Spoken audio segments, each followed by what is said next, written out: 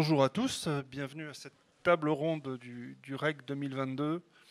Nous allons discuter ensemble des différentes façons d'éveiller à l'esprit critique et à tous âges. C'est important à tous âges parce que on va évoquer les différentes approches qu'on peut avoir en fonction des tranches d'âge, de la maturité du public, avec des intervenants qui ont chacun leur expérience et leur domaine de compétences dans l'enseignement de l'esprit critique sur différents types de populations.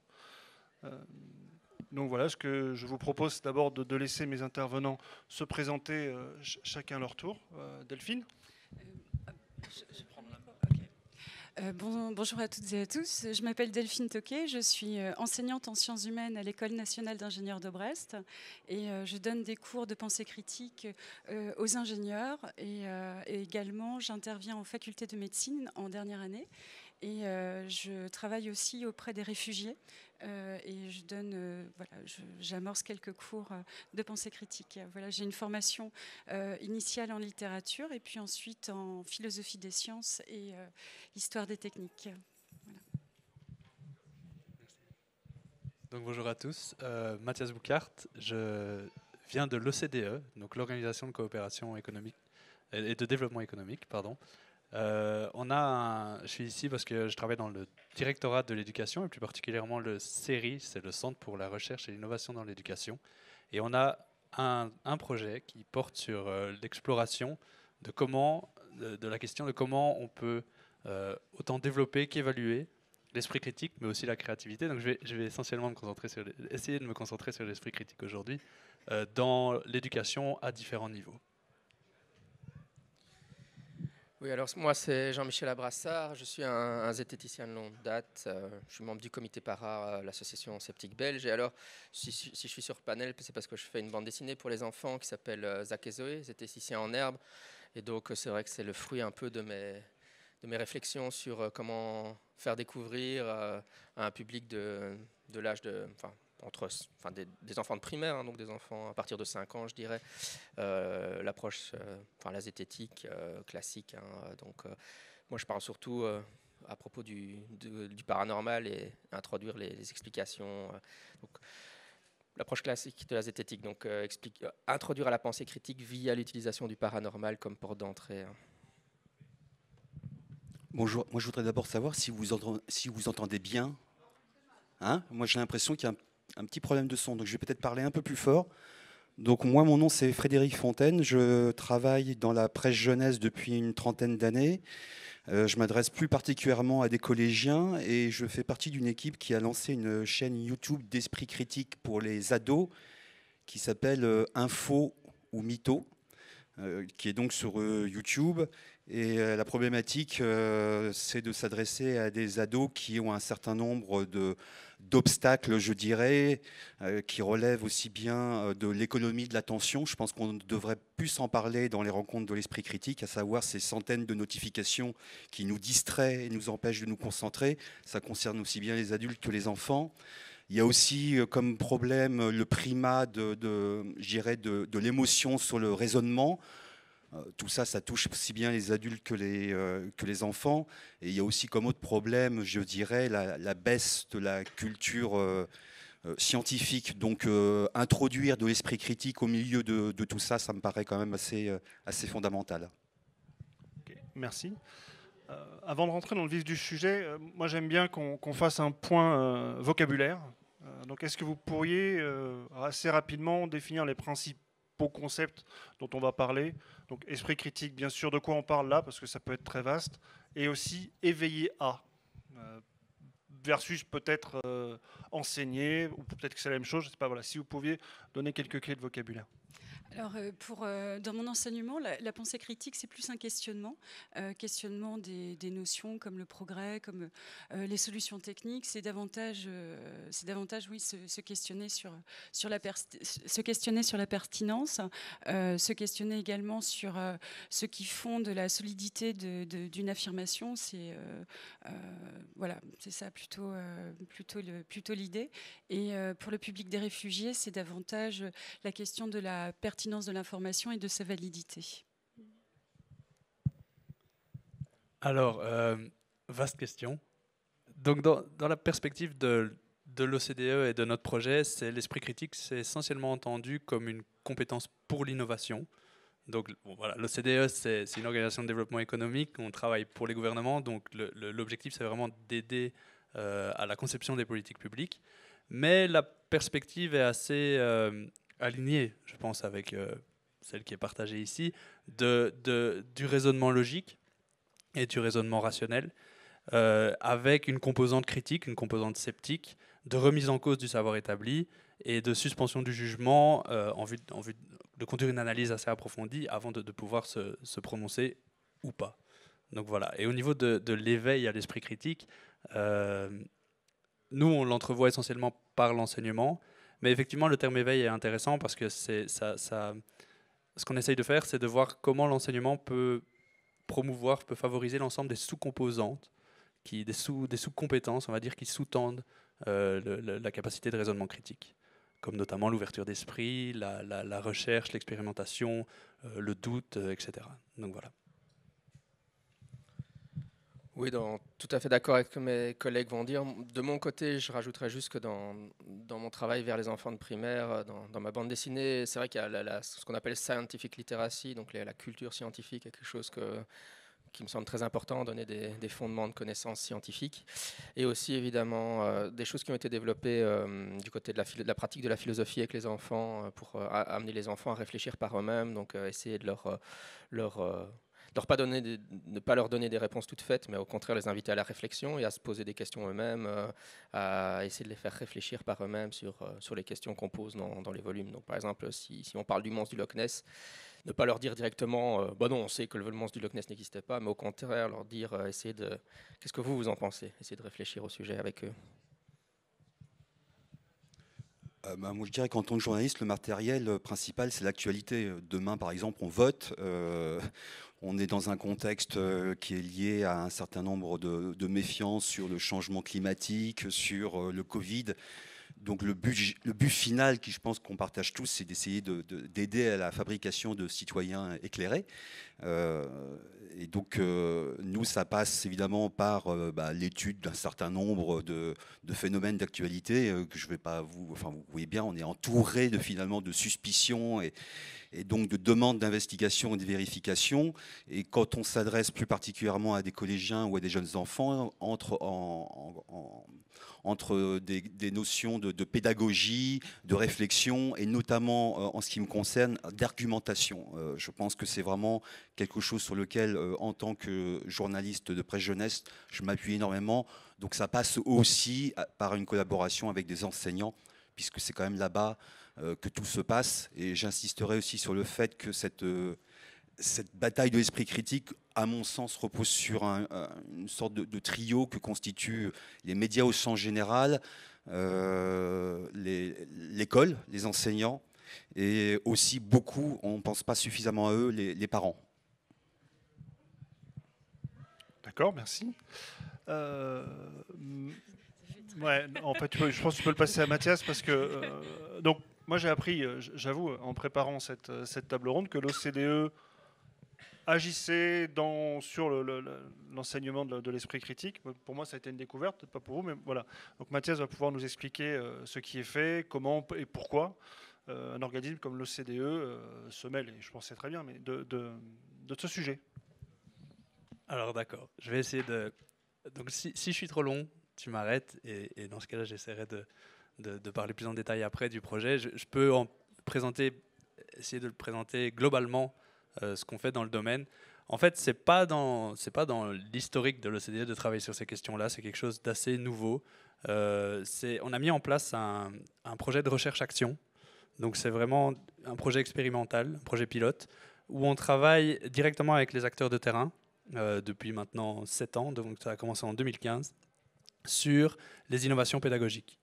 Et ce qu'on essaye de faire, c'est de travailler avec... D'abord, on a commencé avec des écoles primaires et secondaires, entre 2015 et 2019. Maintenant, on travaille beaucoup avec des universités depuis 2019, et le projet doit durer jusqu'à la fin de l'année prochaine. Et l'idée, c'est d'avoir ce dialogue au niveau international, parce qu'on a des participants en provenance de 13-14 pays différents, d'avoir ce dialogue autour de qu'est-ce que d'abord l'esprit critique à nos yeux, de parvenir à un langage, à une définition commune, et ensuite qu'est-ce que ça implique pour l'éducation, pour l'enseignement. Et même si on s'accorde sur les grandes lignes, on se rend rapidement compte qu'il y a beaucoup de différences entre les différentes cultures, déjà sur la conception de ce qu'est l'esprit critique, mais on a encore plus de différences, plus d'hétérogénéité sur la question de comment, dans l'éducation, on peut évaluer l'esprit critique. Donc pour ce faire, ce qu'on fait, c'est qu'on a vraiment eu un dialogue un processus itératif, comme on dit, donc où on a essayé de développer une définition commune qui s'apparente, pour le dire très brièvement, à un référentiel de compétences, à une rubrique, donc à un tableau de 4 dimensions qui tient sur une page, où on définit les grands sous-composantes de l'esprit critique et dans une perspective de soutien à l'enseignement, donc dans une perspective d'éveil, de développement de l'esprit critique chez les élèves ou les étudiants. À partir de là, les professeurs participants dans les institutions participantes sont invités à repenser leurs pratiques pédagogiques, à développer des plans de cours, à éventuellement réviser leurs cours dans l'enseignement supérieur. C'est beaucoup ça qu'on fait, c'est des refontes complètes de cours sur tout un semestre, en vue de continuer à enseigner la matière qu'ils enseignent, tout en développant à l'intérieur de leurs cours davantage l'esprit critique des étudiants. Et on a vraiment cette volonté d'avoir cette intentionnalité de développement de l'esprit critique, ce format explicite, mais également de l'intégrer dans les disciplines existantes. Parce qu'on considère que si on veut vraiment insuffler ou éveiller l'esprit critique chez les élèves, chez les étudiants et chez les futurs professionnels, il faut que ça soit quelque chose de systématique. Il faut pas, si on se contente de la philosophie pour enseigner l'esprit critique, ça va difficilement être transféré à d'autres compétences qui seront ensuite appliquées dans le cadre professionnel, par exemple, ou même dans la vie citoyenne. Donc ce qu'on essaye de faire, c'est d'insuffler ce systématisme, si je peux m'exprimer ainsi, dans l'ensemble des disciplines. Et donc on a développé des rubriques, des référentiels de compétences par discipline. Donc là, en travaillant directement avec les professeurs et avec des experts pédagogiques également. Et ensuite, ces nouveaux cours, ces nouveaux plans de cours ou ces activités sont mis en œuvre dans les classes avec les élèves et on essaye d'évaluer avec une batterie d'instruments, c'est des tests, c'est des questionnaires, etc., l'impact que peut avoir l'intervention pédagogique au sens scientifique du terme sur les croyances, sur les compétences des étudiants, mais également sur les croyances des professeurs, parce qu'il y a toute une dimension développement professionnel qui est très importante, je peux en parler après éventuellement, je ne vais pas m'attarder dessus.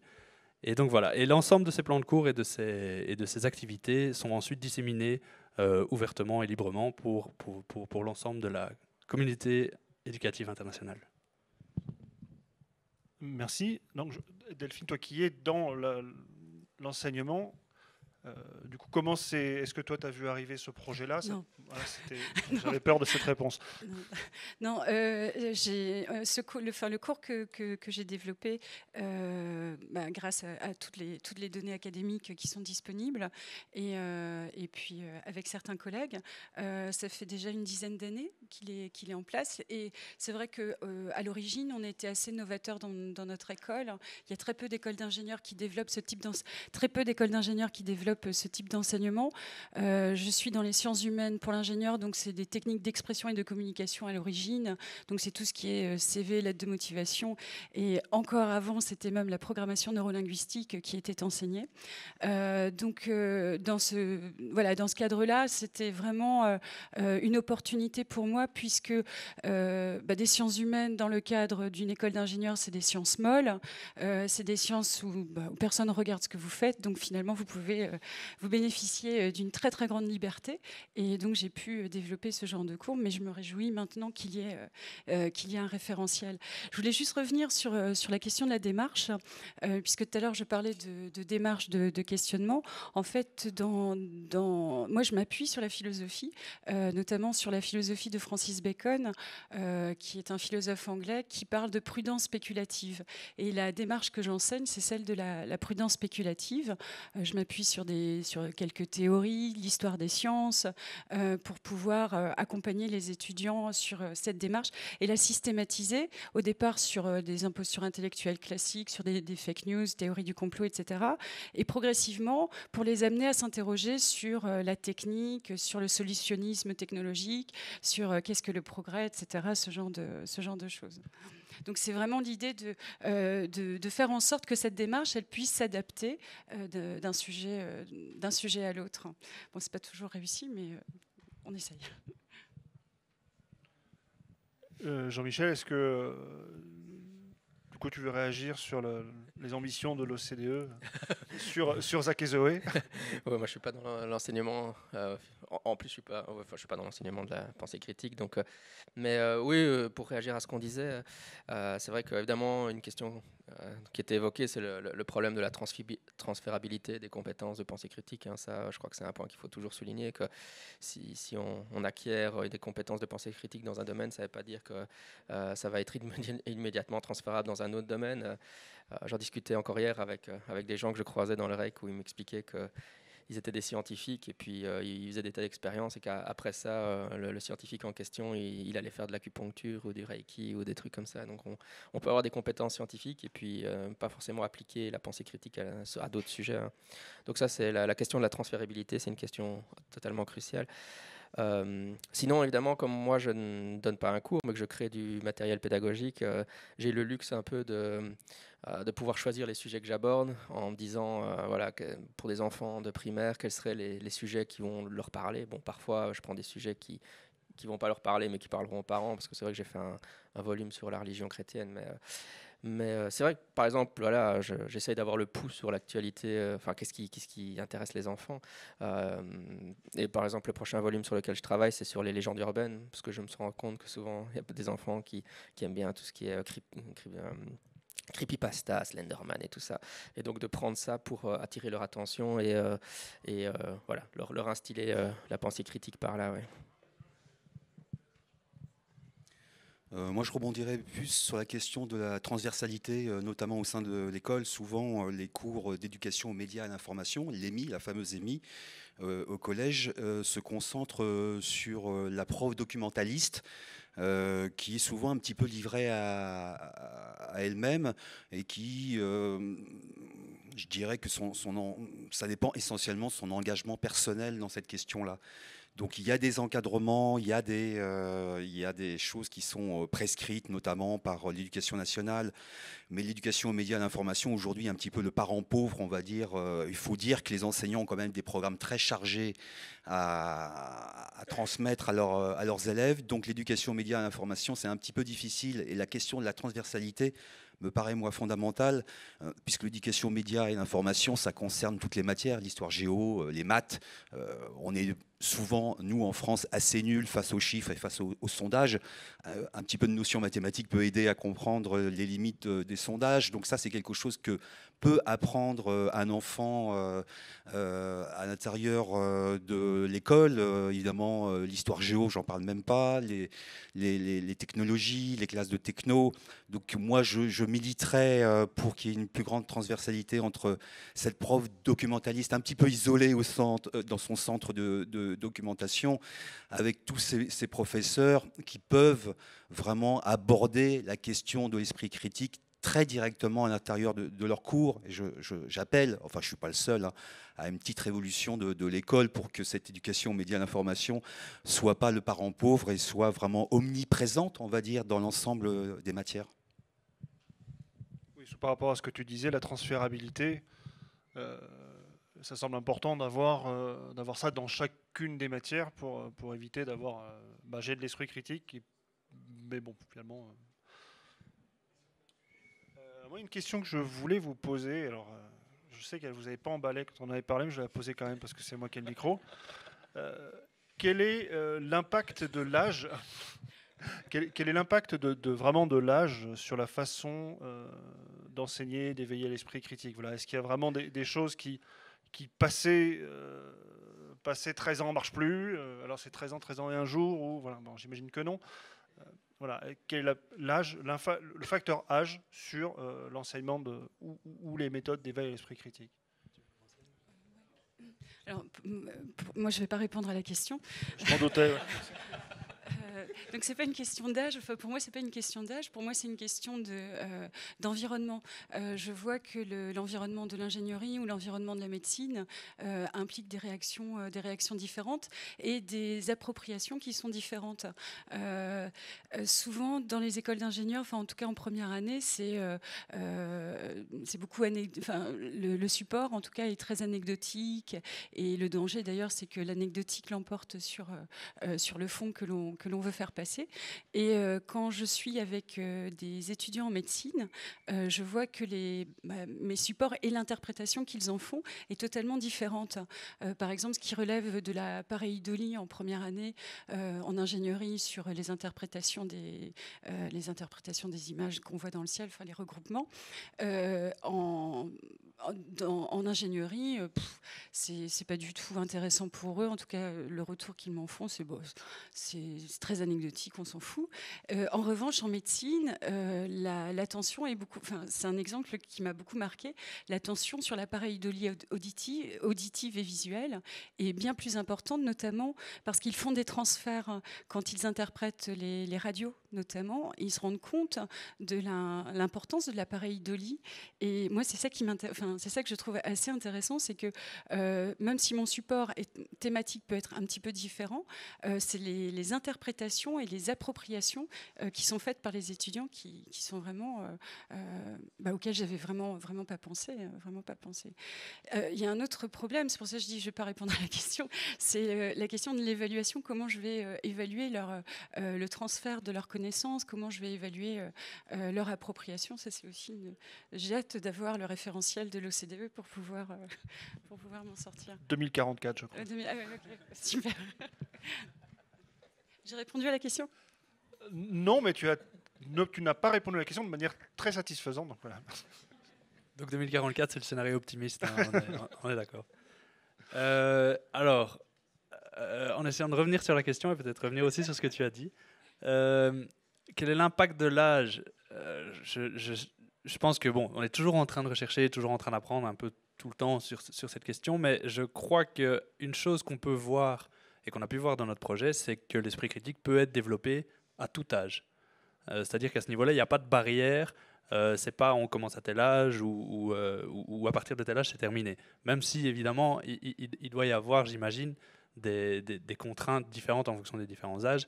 On va pas commencer à aborder des questions épistémologiques très développées ou d'histoire des sciences avec des élèves de maternelle ou de primaire, mais par contre on peut commencer déjà à travailler sur les questions de recherche, d'expérimentation, comme je le disais tout à l'heure, d'ouverture d'esprit, de questionnement de ses propres croyances.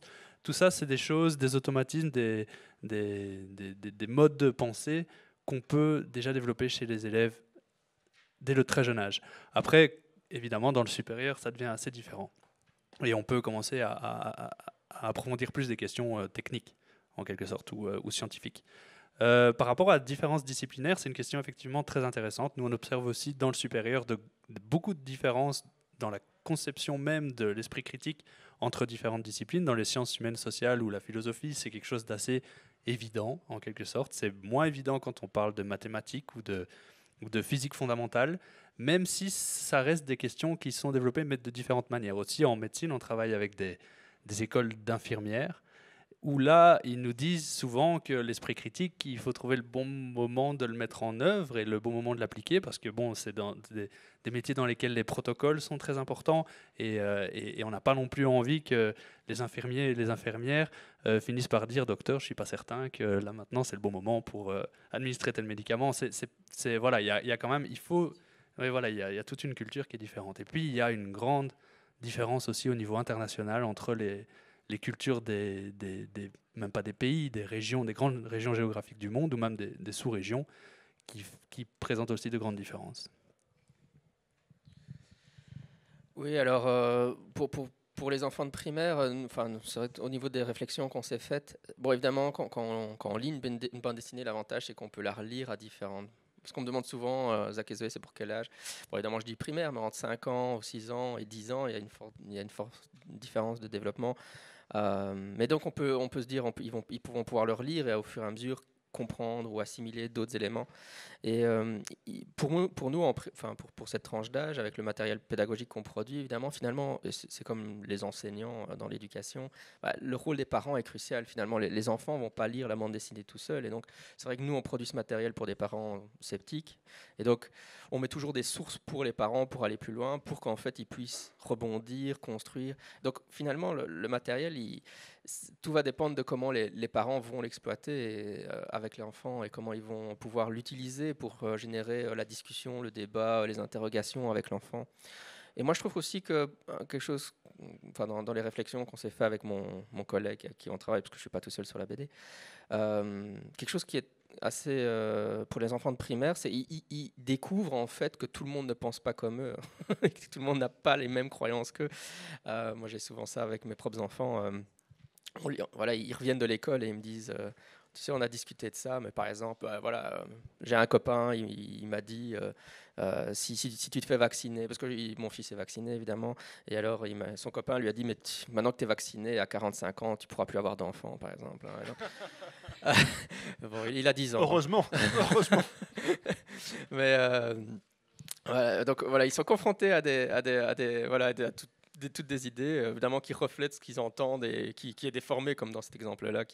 Mais il a dû entendre quelque chose, ce gamin-là, chez ses parents. Et donc, mon fils, qui est un sceptique, est confronté. Alors, qu'est-ce qu'on leur transmet comme message aussi? C'est un truc important. Qu'est-ce qu'on leur dit de comment interagir avec des gens qui vont leur donner des croyances bizarres, quoi. Exprimer des croyances bizarres ou des choses bizarres. Est-ce qu'on leur dit, le message que nous on essaie de faire passer et qui me semble crucial pour cet âge-là aussi, c'est leur apprendre qu'il ne faut pas être dans la confrontation agressive ou voilà, si quelqu'un, si un professeur lui dit ou son prof de judo lui dit tu t'es fait mal, tu devrais prendre une granule homéopathique, peut-être pas commencer à lui rentrer dedans directement. Il y a l'enseignement de la pensée critique, ok, mais aussi comment interagir dans un monde où les opinions sont plurielles et diverses. Alors, juste si je peux rebondir sur ce que tu dis, moi, il y a quelque chose qui me paraît, qui m'intrigue, c'est un enfant quand il est à l'école, il est quand même dans une relation sachant récepteur.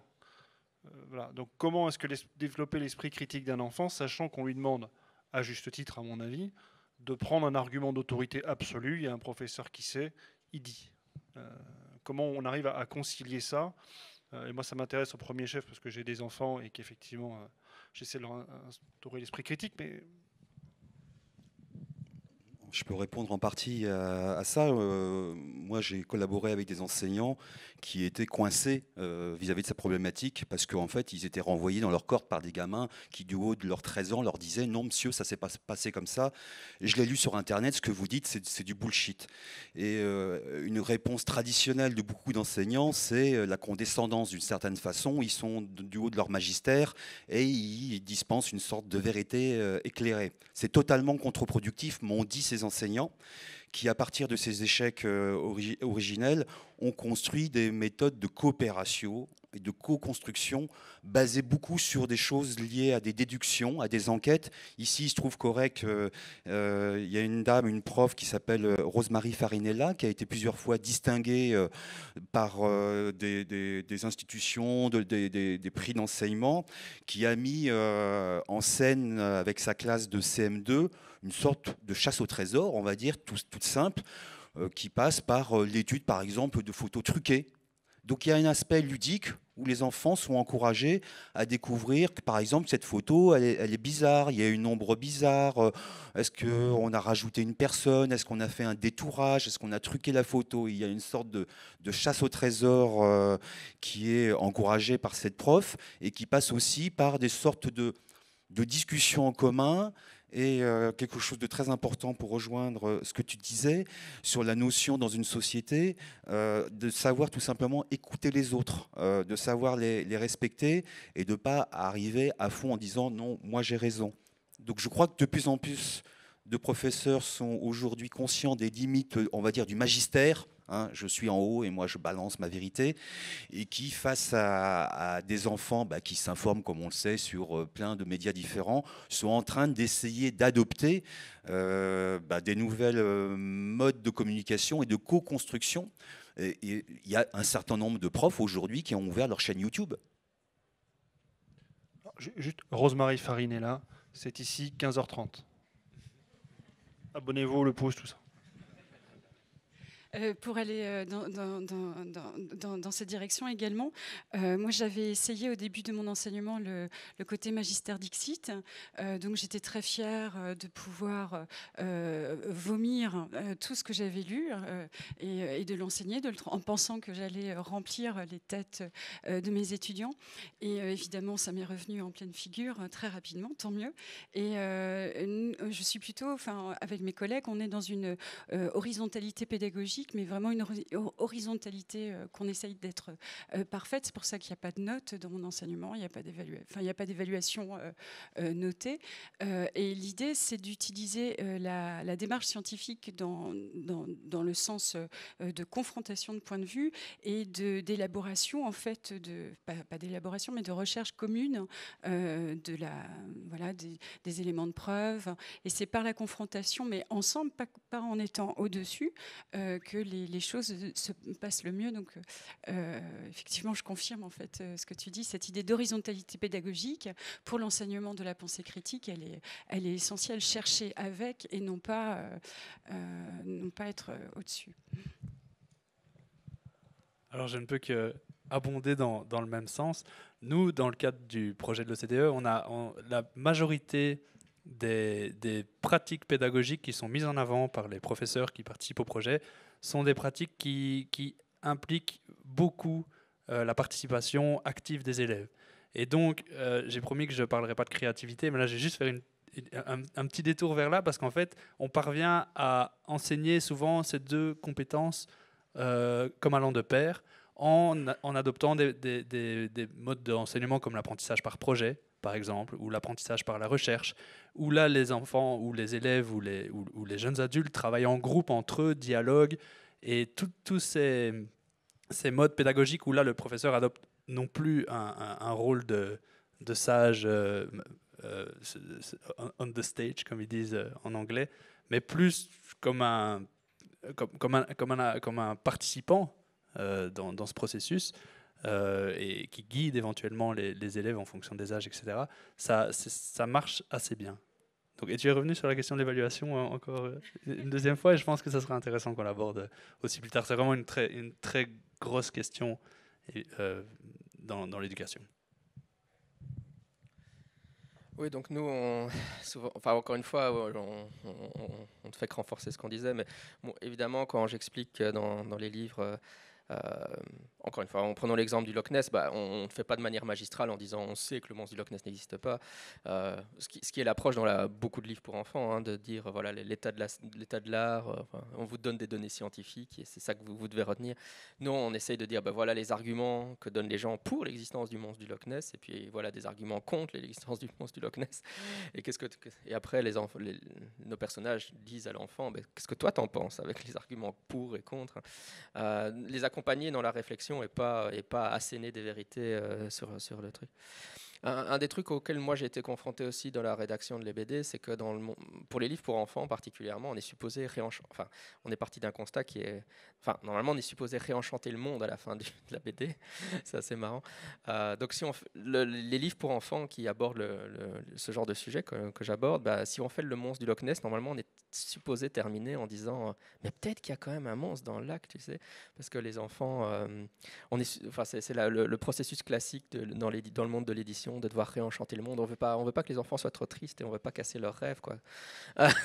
Or évidemment, nous, justement, pour nous c'était un problème. Mais donc de toute façon, on a choisi de ne pas passer par un éditeur professionnel, mais de faire de l'édition crowdfunding pour pas devoir subir ce genre de pression du monde de l'édition.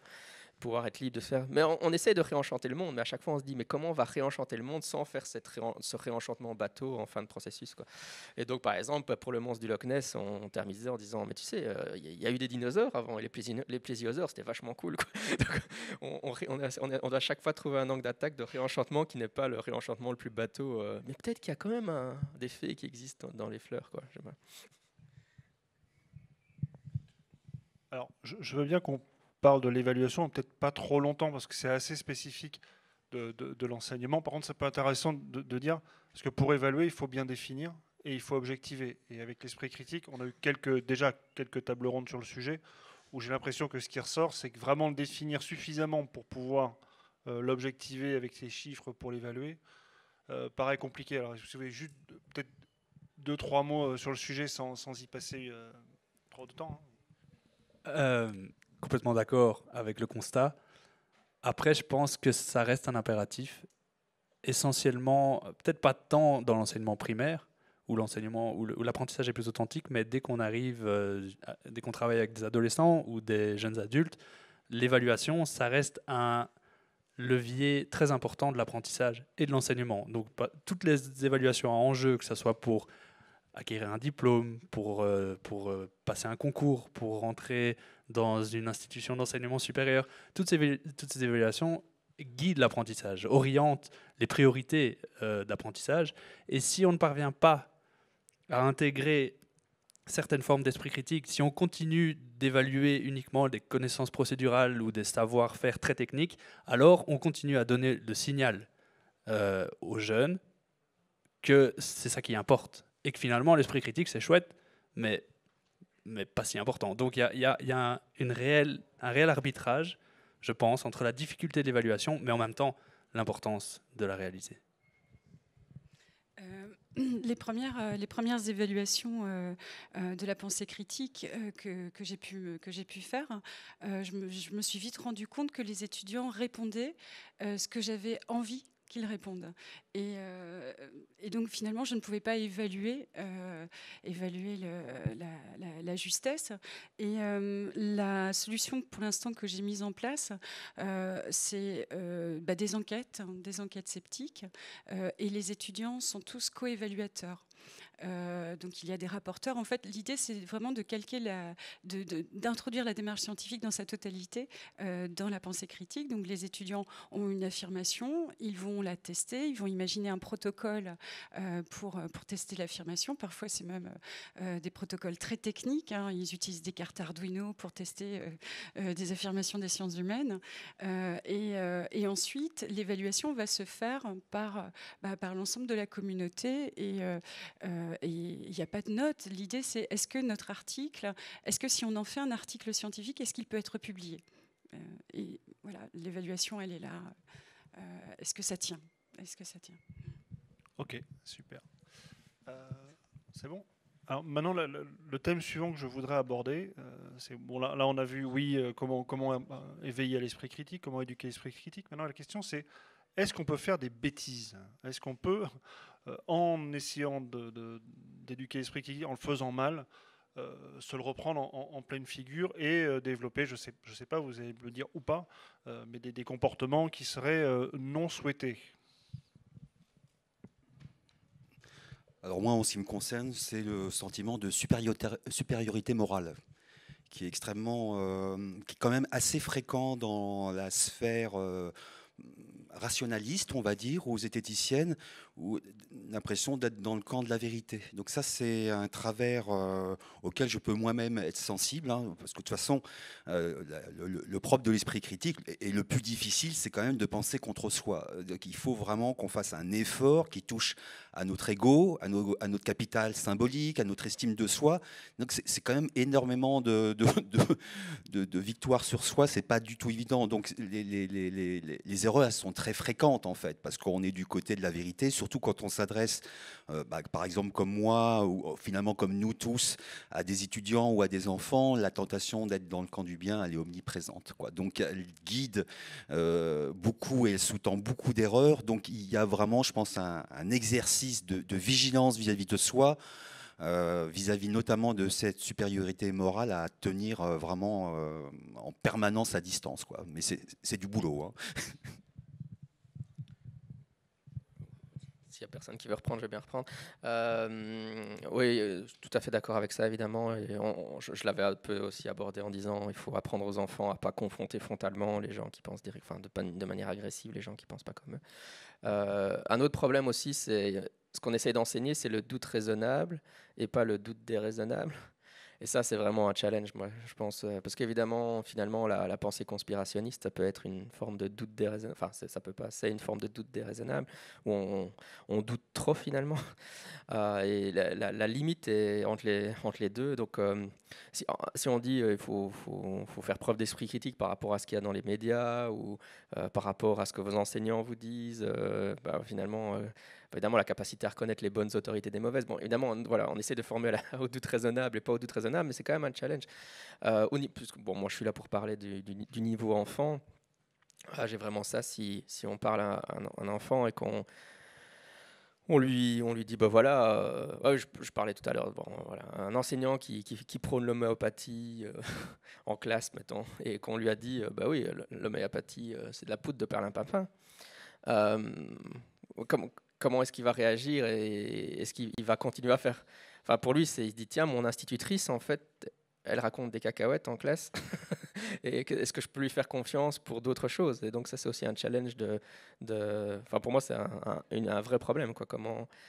Comment éduquer, voilà, à la pensée critique, mais pas commencer à inculquer du doute déraisonnable. Oui, moi, je vais faire très court. J'ai moins de recul sur vraiment la pratique enseignante. Ce qu'on a pu observer dans le cadre du projet, par contre, c'est qu'effectivement, pour rebondir sur ce que vous disiez, l'accompagnement des professeurs, quand on veut être dans une démarche systématique, donc à essayer de mettre en place ce type de projet sur l'ensemble du système, dans toute une école ou dans toute une institution, l'accompagnement des professeurs est essentiel. Parce que souvent, au début du projet, les gens se disent oui, bah, l'esprit critique, je connais, je vois bien c'est quoi, je vais trouver, ça va couler de source.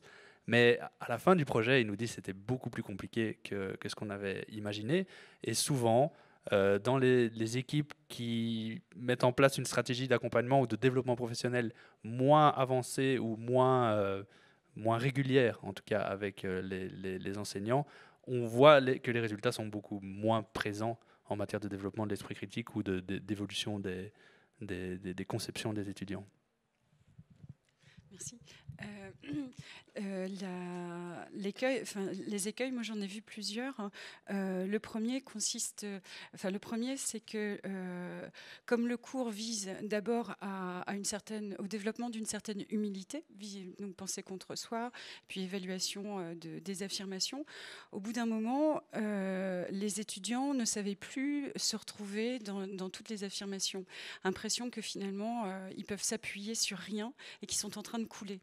Et c'est là où je me suis retrouvée face à des étudiants qui étaient un peu perdus et ils n'arrivaient pas à utiliser les outils épistémologiques que je leur donnais.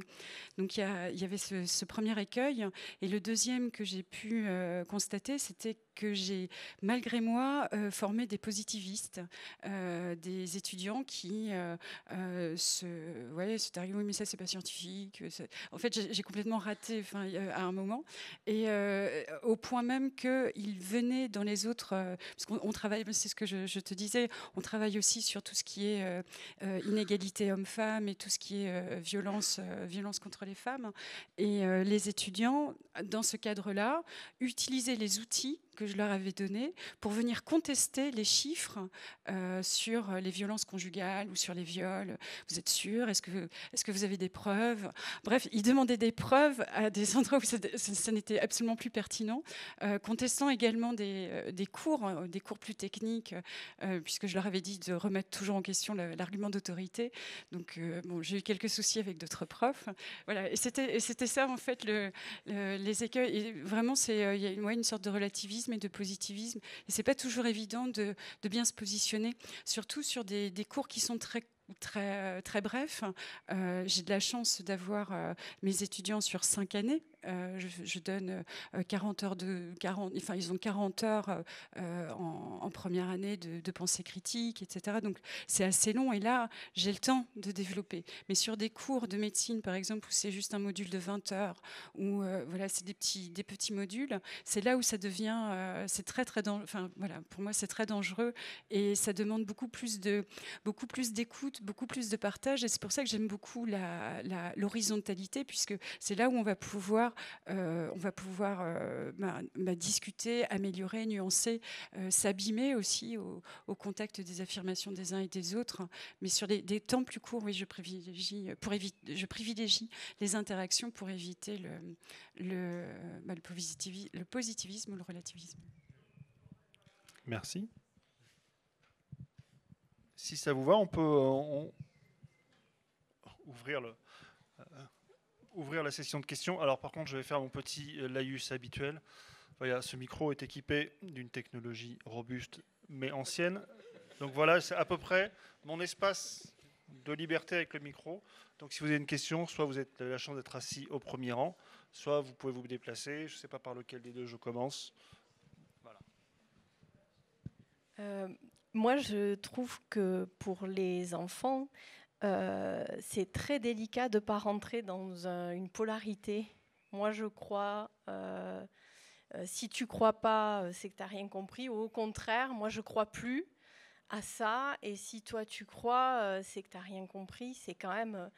voilà, on est quand même confronté très, très vite. Et je trouve que, par exemple, le Père Noël est un sujet absolument fabuleux pour ça. Et dans ce que vous avez abordé, vous avez parlé de cette difficulté de ne pas être dans une position de moralisateur ou en tout cas voilà. Moi, je suis dans le camp de la vérité. Je trouve que moi, le prisme que j'ai utilisé pour mon enfant, notamment sur le Père Noël, dès tout petit, c'était le biais, alors je voulais questionner auprès de vous ce que vous en pensez, mais c'était le biais de l'histoire. C'est-à-dire qu'on aime bien quand même tous les histoires. Depuis la nuit des temps, on se raconte des histoires. On a besoin de croire des choses parce qu'à un moment donné, on ne peut pas, comme vous le dites très bien, tout remettre en question tout le temps. Donc il y a quand même une majorité de choses qu'on va... pas aller revérifier sans arrêt non plus. Et pour les tout petits ou pour les plus jeunes, en tout cas, je trouvais que c'était une approche aussi de pouvoir dire c'est une histoire comme les histoires qu'on raconte, les fables de La Fontaine, etc. Et on a besoin de croire des histoires, ce qui m'a mené à pouvoir amener l'indulgence vis-à-vis des autres qui croient. Alors encore au Père Noël, mais après ça s'est développé sur plein d'autres choses, l'homéopathie, tout ça. Du coup, le prisme était beaucoup moins violent pour ses croyances et pour qu'elle respecte ses croyances aussi parce que elle n'avait pas envie de tout remettre en question. Moi, à 6 ans, elle m'a dit à partir de maintenant, je crois au Père Noël. Voilà, elle avait envie de croire au Père Noël et ça a duré 1 an. Et je trouvais que c'était important aussi, même si je ne crois pas au Père Noël, de pouvoir la laisser cheminer là-dedans et de pouvoir laisser ses copains ou l'adulte qui va dire moi l'homéopathie ça marche, qu'elle puisse se dire oui, elle est dans cette croyance-là sans forcément remettre en question tout ce que cet adulte ou cet autre va pouvoir amener d'autres en fait. Voilà, j'avais envie de vous entendre sur cette histoire d'histoire justement et de croyances dont on a besoin quand même en tant qu'humain, on aime bien ça. Oui, donc la remarque avait deux aspects. Pour le premier, je pense qu'évidemment, ce qu'on ne veut pas faire, c'est endoctriner les enfants dans les vérités sceptiques. Ça, c'est clairement pas l'objectif. Encore une fois, asséner, nous, on a la vérité, voici les vérités que tu dois connaître, mes enfants, enfin mon fils ou ma fille. C'est absolument pas l'objectif. C'est l'inverse de ce qu'on veut faire. Moi, en tout cas, je pense que ce que je conseille souvent aux parents qui viennent me voir avec ça, c'est de renvoyer vers d'autres interlocuteurs en disant « moi, je pense ça ». Et puis ta grande-tante, par exemple, elle croit en Dieu. Moi, j'y crois pas, mais va lui en parler. Et souvent, de prendre des référents dans les proches que l'enfant va autant respecter que nous. Ta grand-mère, elle pense que l'homéopathie, ça marche, va lui en parler. Voilà. Et donc, je renvoie vers d'autres interlocuteurs. Parce que je pense que justement la diversité d'opinions, le fait qu'il entende des adultes différents qui défendent différentes positions, ça va justement être une façon pour lui d'éduquer sa pensée critique. Un autre exemple, moi je suis athée et puis mon épouse est bouddhiste, alors c'est parfait quoi. Hein. Je lui dis va parler à maman un peu de Bouddha et tout ça. Et comme ça il est confronté à d'autres opinions. Mais évidemment je prends pas un ton, oui, j'ai peut-être sonné un peu sarcastique ici, mais je prends pas un ton sarcastique, je le dis très sérieusement quoi. Va lui en parler quoi. Et tu verras, moi je pense ça, mais il y a d'autres adultes qui pensent pas comme moi. Et je prétends pas que j'ai d'office la bonne opinion quoi. Et toi tu te fais ton opinion. Ça c'est pour la première partie. Alors pour la deuxième partie, on a fait un volume de Zach et Zoé sur le Père Noël. C'est assez étonnant parce qu'on en a fait un sur la religion chrétienne. Et en fait, le volume sur le Père Noël est beaucoup plus controversé.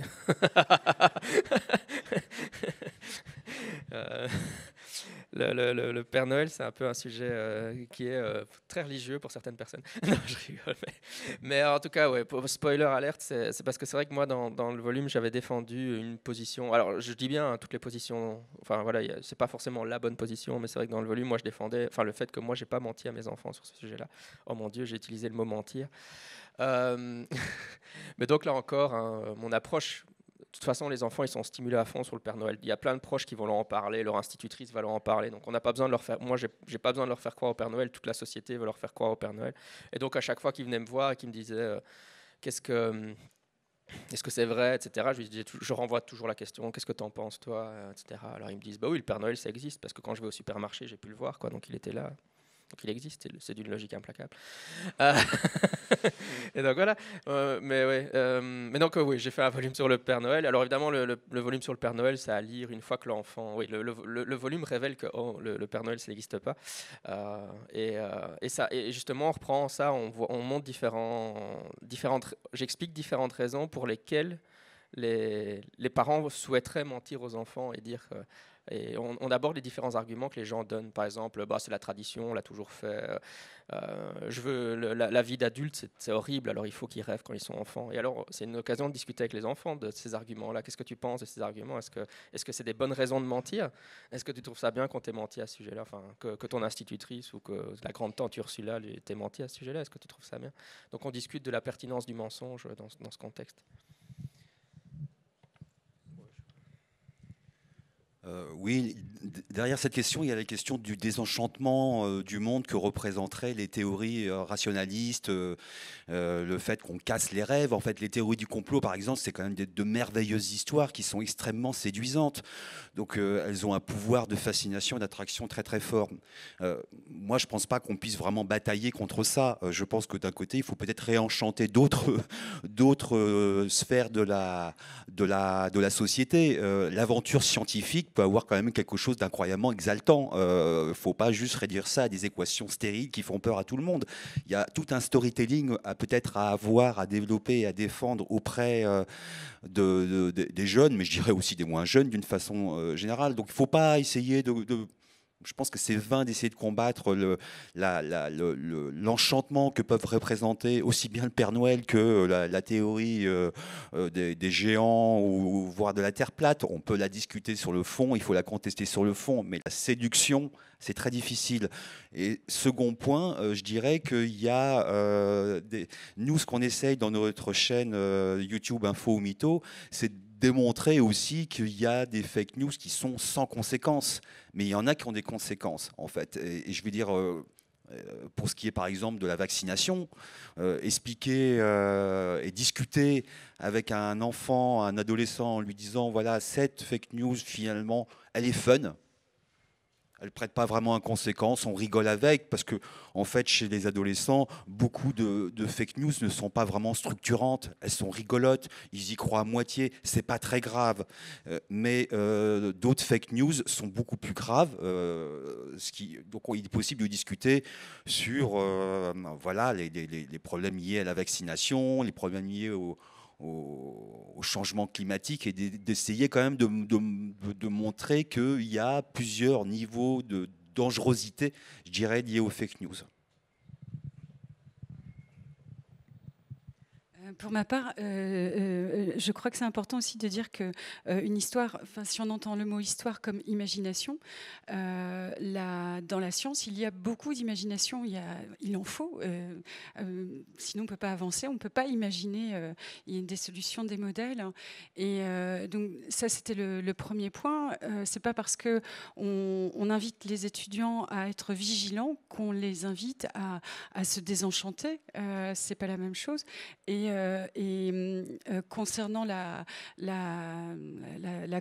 croyance, si dans certains cours, par exemple, on va travailler sur des médecines alternatives où on va étudier est-ce que ça marche est-ce que ça marche, est-ce que ça marche pas. Et la conclusion, c'est toujours, même si on a montré qu'il n'y avait pas de validité scientifique, c'est pas prescriptif, je peux quand même et voilà. C'est en toute connaissance de cause. Et c'est assez rassurant d'avoir cette démarche-là. Moi, je leur dis, le Reiki, il n'y a pas de validité, mais ma copine fait du Reiki, ça me fait plaisir. Elle pense à moi, je suis contente. J'y trouve autre chose. Et c'est ces exemples-là que je donne souvent aux étudiants. Vous avez le droit, mais nous, notre travail, est-ce qu'il y a une validité? Est-ce que après vous faites ce que vous voulez?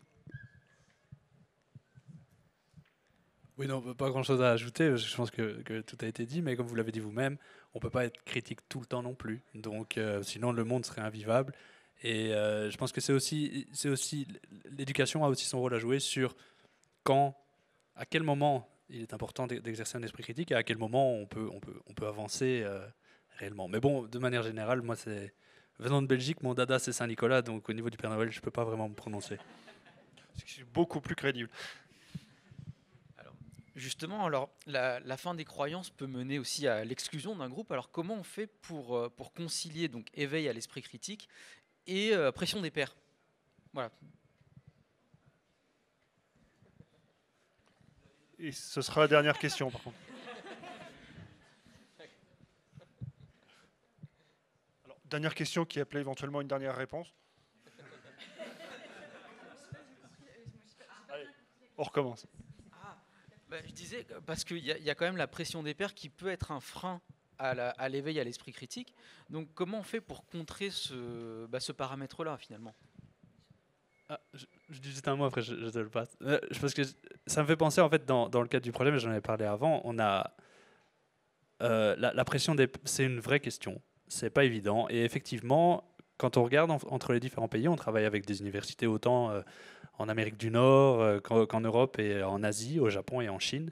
Et par exemple, la question de la norme sociale est beaucoup plus importante dans des pays comme le Japon ou la Chine que dans les pays latins ou même dans les pays anglo-saxons. Donc ça peut s'apparenter à une pression des pairs, mais voilà, sortir de l'action collective est vu comme une impolitesse. Et donc c'est vrai qu'on a beaucoup plus de difficultés à mettre en œuvre des pratiques pédagogiques ou à stimuler l'esprit critique des étudiants dans des pays tels que le Japon ou la Chine que dans nos pays, par exemple. Moi, j'entends la pression des pairs quand les étudiants sont placés dans des dissonances cognitives.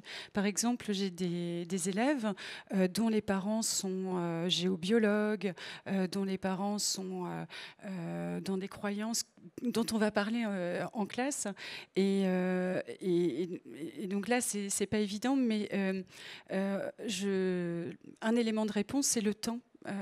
Ça prend du temps, c'est des graines, au moins ils ont entendu, et après ils font leur chemin de toute façon. Il ne s'agit pas d'être dogmatique, c'est à eux de construire leurs propres éléments de réponse. Donc moi je le gère en tout cas de cette façon-là, et j'essaye systématiquement de choisir des exemples qui ne sont pas trop controversés ou qui ne sont pas trop sensibles pour les étudiants, pour qu'ils puissent après réinvestir dans d'autres situations.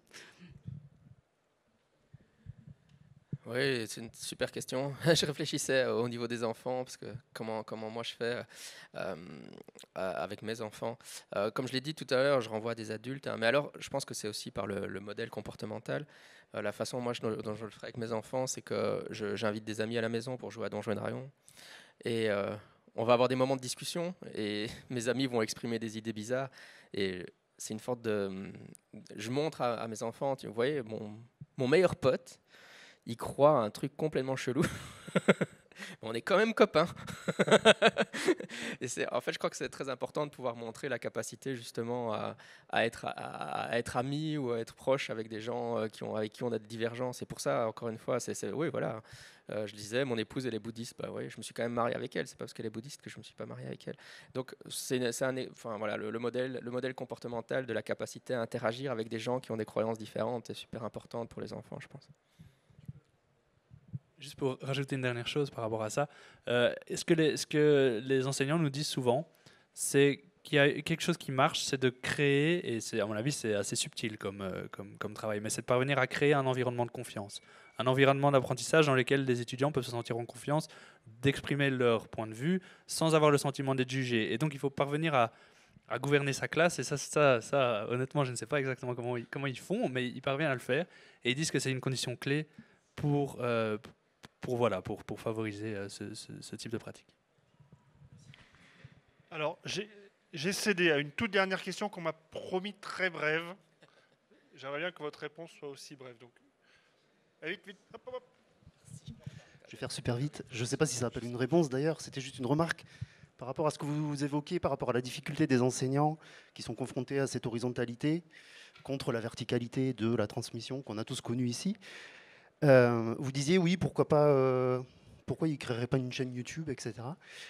Bon, pourquoi pas, mais moi, à mon avis, ce qu'il faut défendre d'abord, c'est leur exprimer le fait que tout n'est pas équivalent et que cette verticalité, elle est légitime, quoi, et qu'elle vient d'un savoir construit qui est suffisamment stable pour être transmis par un enseignant.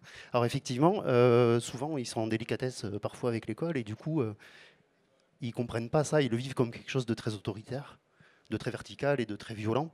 Voilà, mais peut-être que la première chose à faire, c'est justement revenir sur qu'est-ce qu'on transmet, pourquoi on le transmet, d'où ça vient, et peut-être qu'une solution, ce serait d'expliquer comment on a su. Moi, j'ai des jeunes qui me disent tu penses qu'elle est ronde, moi je pense qu'elle est plate, et puis voilà, chacun son opinion. Mais du coup, si on revient à comment on a su, pourquoi, d'où ça vient, voilà, d'où ça vient ce savoir que je transmets, peut-être que c'est un début de réponse. Plutôt que d'aller sur YouTube et de faire des étincelles et avec de la musique qui bouge, revenir à ce fondamental-là, peut-être.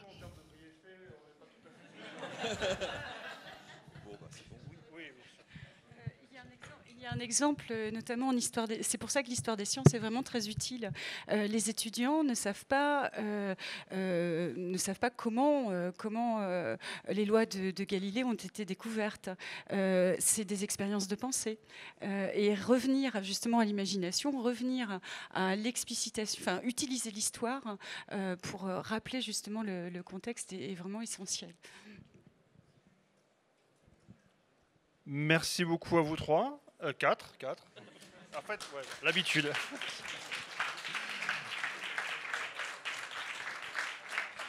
Merci.